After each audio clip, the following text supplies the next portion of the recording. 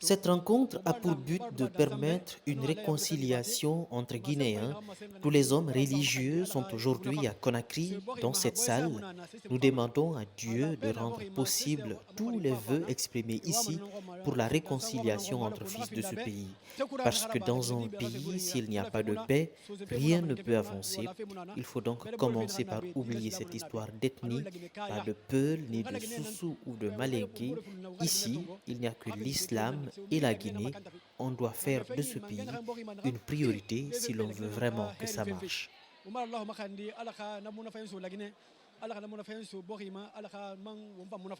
avons aujourd'hui besoin de nous retrouver, d'échanger et surtout de ranger le linge sale en famille pour pouvoir travailler ensemble, développer le vivre ensemble et le faire ensemble.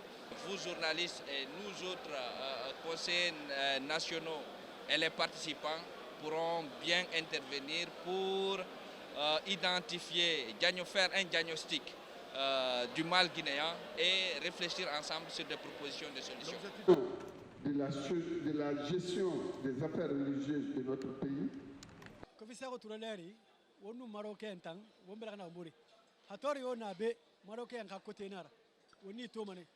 Depuis l'époque de l'ancien président Ahmed Sékou Touré, les Marocains et nous sommes restés très proches. Si nous sommes dans une situation difficile telle que celle que nous vivons aujourd'hui, nous les verrons toujours auprès de nous, toujours à nos côtés.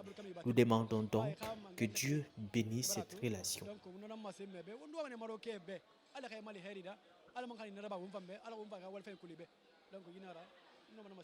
Le Maroc, c'est un havre de paix. Et la Guinée traverse aujourd'hui une période un peu difficile. C'est normal quand la case de ton voisin brûle, que tu l'aides à apporter de l'eau pour éteindre le feu. Le Maroc ne fait que jouer son rôle d'ami de longue date. Et la Guinée ne fait qu'applaudir, par les deux mains, l'arrivée de son grand ami marocain chez nous.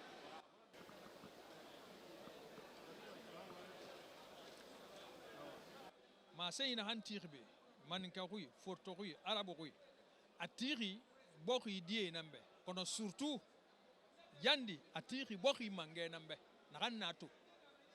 Les bénédictions et souhaits exprimés ici l'ont été pour les fils du pays, pour les fils de la Guinée, mais surtout pour le chef de l'État. Il doit comprendre et prendre en considération tout ce qui a été dit ici. Il ne faut pas que le colonel regarde son jeune âge, qu'il essaye de faire ce qu'il y a de mieux pour le pays. Nos prières, je vous le dis, ne peuvent être exaucées que lorsque les dirigeants sont francs, honnêtes et surtout ont pitié des Guinéens.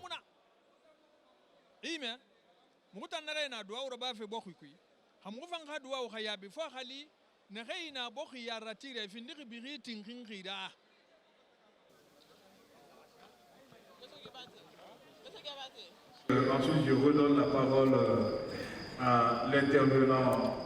C'est de dire aux Guinéens en général et aux jeunes en particulier de s'unir pour bâtir, parce que il n'y a pas de paix, il n'y a pas de développement sans paix, il n'y a pas de développement sans sécurité.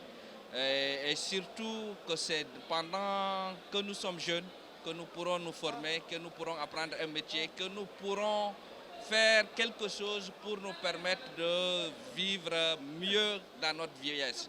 Donc, passons notre temps à apprendre, à forger notre avenir, que de se laisser manipuler ou d'aller basculer dans la violence. Parce que la violence ne servira à rien. À donner au grand public. Et là, je